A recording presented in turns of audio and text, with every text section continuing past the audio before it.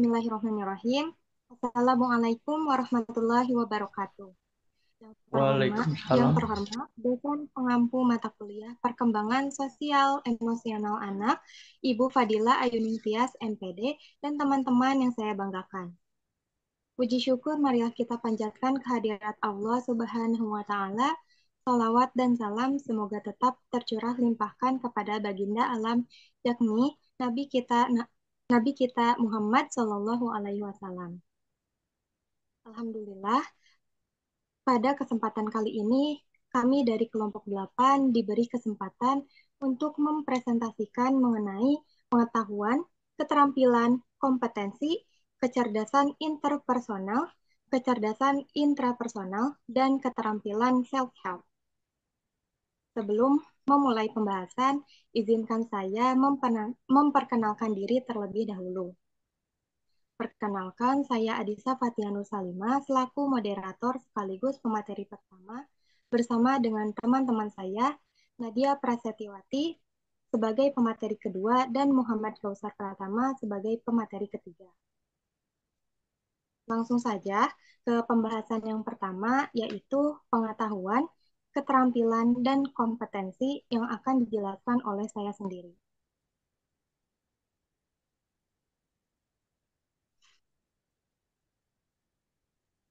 Pengetahuan, menurut Kamus Terbitan Kementerian Pendidikan dan Kebudayaan Republik Indonesia, pengetahuan adalah segala sesuatu yang diketahui. Ridwan Syukri dan Darusyamsi tahun 2021. Pengetahuan adalah hasil dari proses mencari tahu dan yang tadinya tidak tahu menjadi tahu. Dari yang tadinya tidak dapat menjadi dapat. Dalam proses mencari tahu ini pun mencakup berbagai konsep, metode, dan konsep-konsep, baik melalui proses pendidikan maupun melalui pengalaman. Menurut Piaget, Forman 1993, Sri Wahyuningsi berpendapat bahwa dalam membangun pengetahuan anak, otak kita mengetahui bagaimana cara mengenal suatu benda melalui indera mata, hidung, telinga, kulit, dan mulut yang secara langsung akan menunjukkan reaksi tertentu terhadap lingkungan yang ada di sekitar kita. Nah, anak juga akan memahami pengetahuan dari kemampuannya dalam berpikir melalui proses interaksi.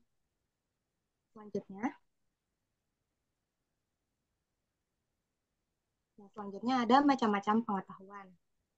Yang pertama ada pengetahuan fisik atau physical knowledge, yaitu kontak langsung dengan benda yang ada di sekitar anak. Bisa berupa rasa, warna, bentuk, suara, dan lainnya.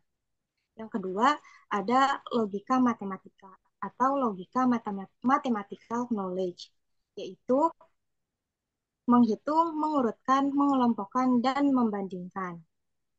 Yang terakhir ada pengetahuan sosial atau social knowledge, yaitu proses dalam melakukan interaksi dengan orang lain. Piaget menyebutkan pengetahuan sosial dapat diperoleh dari kearifan budaya daerah di mana anak itu tinggal. Selanjutnya,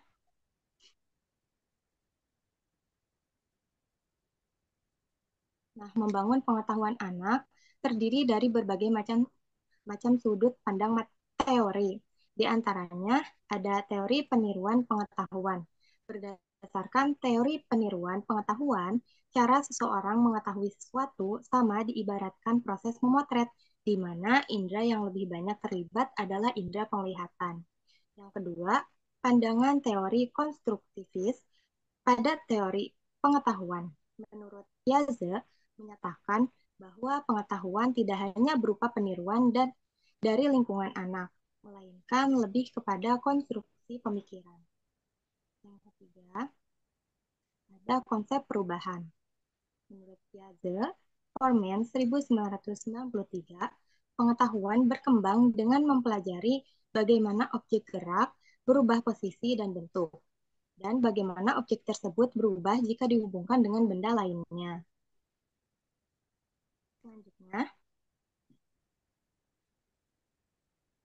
Selanjutnya ada keterampilan. Dalam Kamus Besar Bahasa Indonesia atau KBBI, keterampilan berasal dari kata terampil, yang berarti cakap dalam menyesuaikan tugas, mampu, dan cekatan. Zahri et al. 2017 berpendapat bahwa keterampilan merupakan kepandaian melakukan suatu pekerjaan dengan cepat dan benar. Dalam hal ini, ruang lingkup keterampilan sangat luas yang melingkupi berbagai kegiatan, antara lain perbuatan, berpikir, berbicara, melihat, mendengar, dan lain sebagainya. Selanjutnya, nah, selanjutnya ada keterampilan sosial. Keterampilan sosial adalah suatu kemampuan untuk menilai apa yang sedang terjadi dalam suatu situasi sosial. Keterampilan sosial ini mencakup keterampilan untuk merasakan dan bisa dengan tepat menginterpretasikan tindakan dan kebutuhan dari anak di kelompok bermain.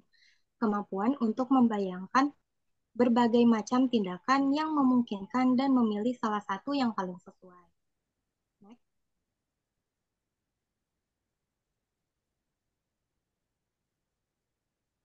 Nah, berikut adalah tahapan-tahapan perkembangan keterampilan sosial anak, yaitu ada basic trust versus mistrust pada usia 0 sampai 1 tahun, yaitu anak membutuhkan kepercayaan dari orang lain dan perasaan bahwa dirinya berharga.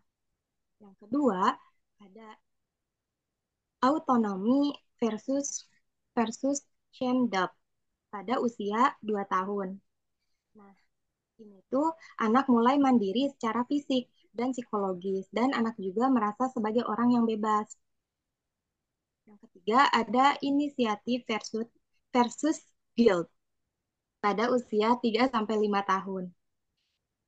Yaitu anak mulai memasuki lingkungan sosial yang lebih luas dan mulai mengembangkan perilaku yang dituntut dalam lingkungan sosialnya. Yang keempat, ada industri versus inferiority pada usia 6 sampai pubertas, yaitu anak mulai mengerahkan tenaga dan pikirannya untuk menguasai pengetahuan dan tampilan intelektual.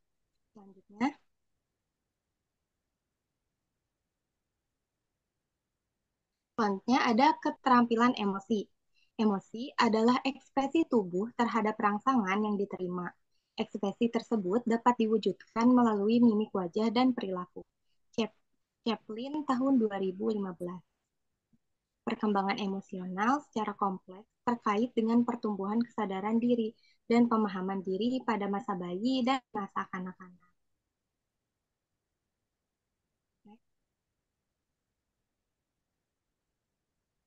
Nah, berikutnya ada kompetensi. Kompetensi sosial, emosional atau KSE adalah kemampuan individu untuk memahami dan mengelola emosi, mengembangkan hubungan yang positif dengan orang lain, serta mengambil keputusan yang tepat dan bertanggung jawab dalam berbagai situasi sosial. Selanjutnya,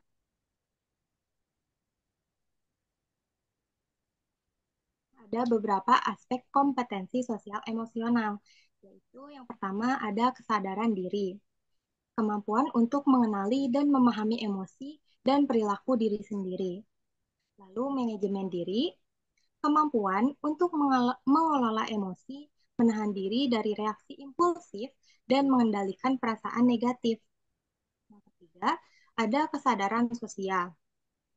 Kesadaran sosial merupakan kemampuan untuk memahami dan menghargai perbedaan antara diri sendiri dengan orang lain, serta memahami norma sosial yang berlaku dalam masyarakat. Keempat, keterampilan berelasi, yaitu kemampuan untuk membangun hubungan yang sehat, saling mendukung, dan positif dengan orang lain. Yang kelima, pengambilan keputusan yang bertanggung jawab, yaitu kemampuan untuk membuat keputusan yang tepat dan bertanggung jawab dalam berbagai situasi sosial. Selanjutnya,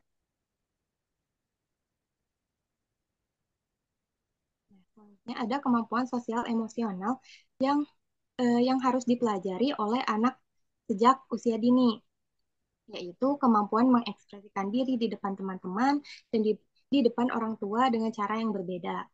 kemampuan mengenali jika orang lain merasa sedih dan menanyakan apakah mereka baik-baik saja.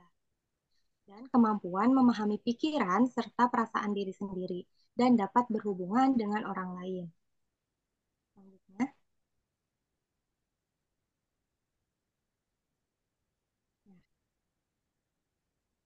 selanjutnya adalah pembahasan tentang kecerdasan interpersonal dan kecerdasan intrapersonal yang akan dipaparkan oleh Nadia Prasetyawati. Kepada Nadia dipersilakan. Oke, baik. Terima kasih kepada Disa yang telah memberikan waktu untuk memaparkan materi selanjutnya, yaitu kecerdasan interpersonal. Perlu kita ketahui, menurut Gardner, kecerdasan interpersonal adalah kemampuan untuk memahami orang lain, di mana kecerdasan ini merupakan kecerdasan yang indikator-indikatornya menyenangkan bagi orang lain.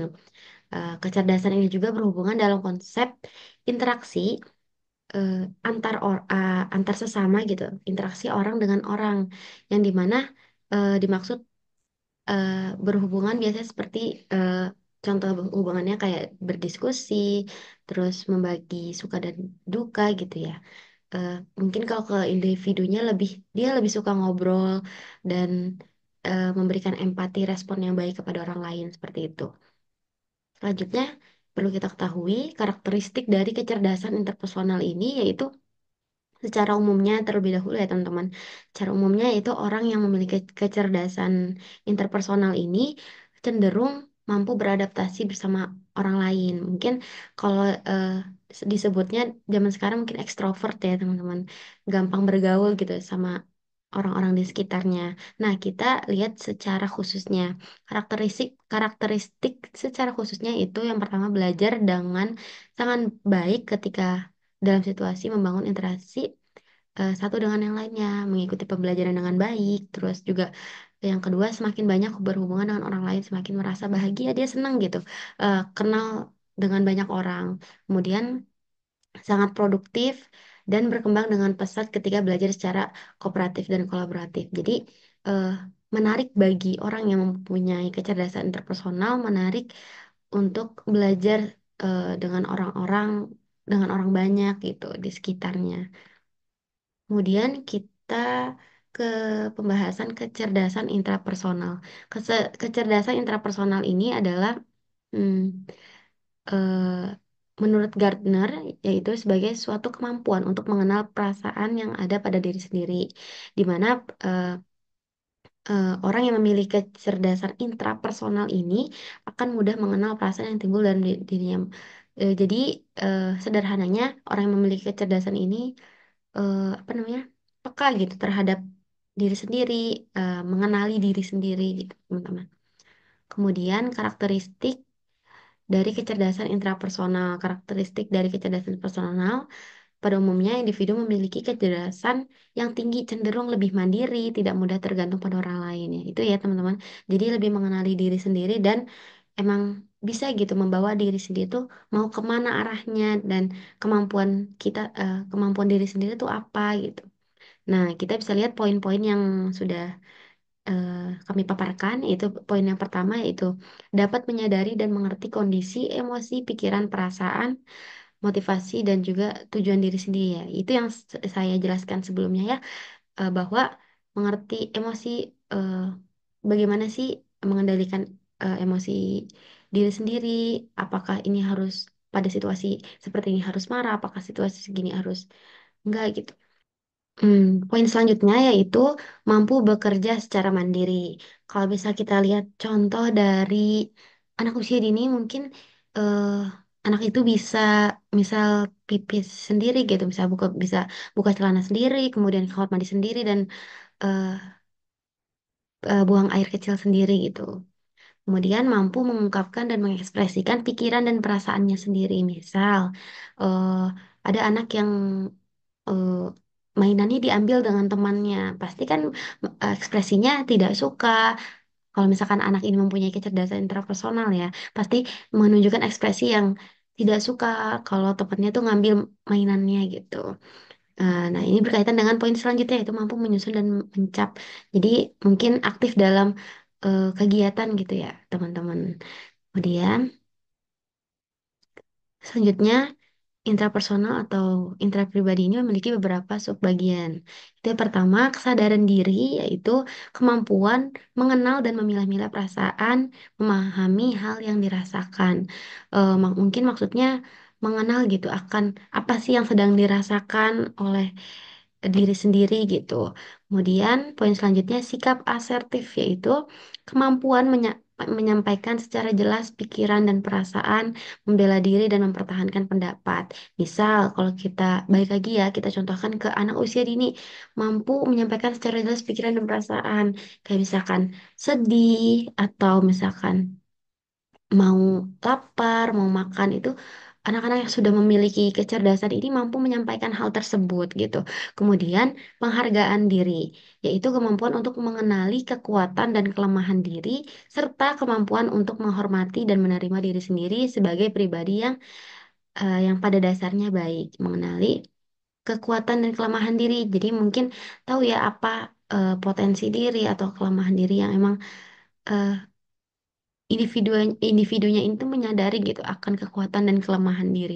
Kemudian akulturasi diri, yaitu kemampuan mewujudkan potensi dan berjuang untuk memperolehnya. Misal kita contohkan pada anak usia dini eh, mau apa namanya?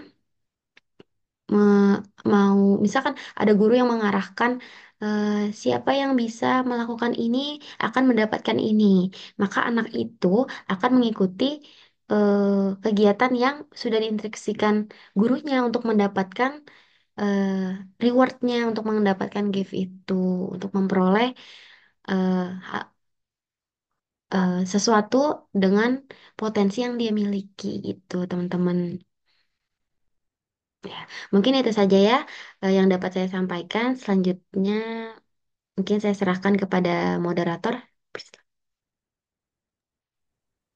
Baik, terima kasih Nadia. Selanjutnya penyampaian mengenai keterampilan self help yang akan disampaikan oleh Muhammad Kausar Pratama. Kepada Kausar dipersilakan. Oke, saya akan menyampaikan keterampilan self-help Undang-Undang No 20 tahun 2003. Sistem pendidikan nasional disebut sebagai anak usia dini adalah anak yang berada di rentang usia 0 sampai 6 tahun. Oke. Oke, di sini saya akan menjelaskan keterampilan self-help. Perkembangan motorik terbagi menjadi dua, yaitu perkembangan motorik kasar dan halus.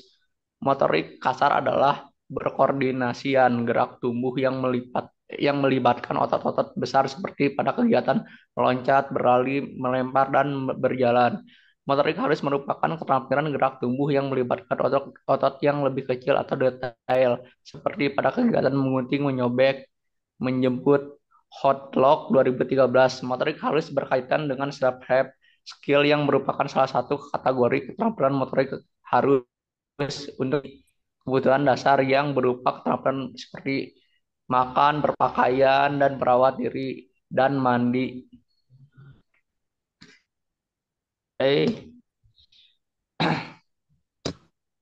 Saya akan menjelaskan sebelum ke dampak, akan menjelaskan aspek pencapaian self-help skill anak usia 5-6 tahun.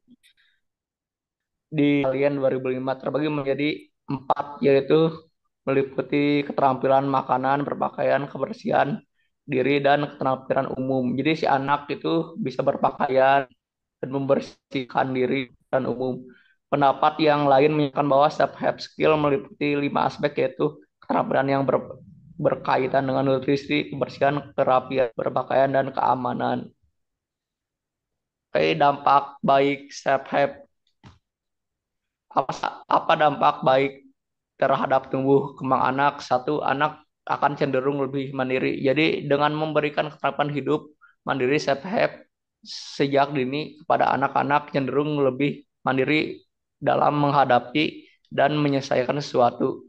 Dua, paham akan tanggung jawab dengan menerapkan parenting, akan lebih disiplin terhadap satu entah itu disiplin terhadap waktu, disiplin terhadap pekerjaan rumah atau sekolah. Dan ini akan melatih tanggung jawab seorang anak. Dengan disiplin, anak akan mengerti waktu bermain, belajar, dan beristirahat. Lebih, yang ketiga, lebih percaya diri. Anak di masa remaja atau dewasa nanti akan cenderung lebih percaya diri, baik dalam lingkungan keluarga dan lingkungan sosial masyarakat, dengan bakal keterampilan yang berkati orang tua sejak kecil. Baik, terima kasih dari saya.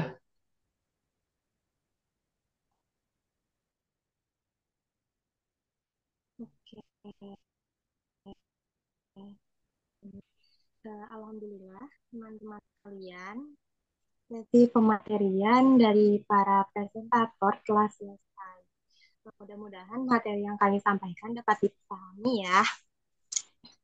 Kalau begitu, dicukupkan saja presentasi dari kelompok 8. Mohon maaf, masih banyak banget baik dari penyampaian materi maupun dari isi materi kami. Bila ada yang mau ditanyakan, silakan tulis di kolom komentar untuk kemudian akan kita diskusikan di dalam kelas. Terima kasih. Wassalamualaikum warahmatullahi wabarakatuh. Waalaikumsalam.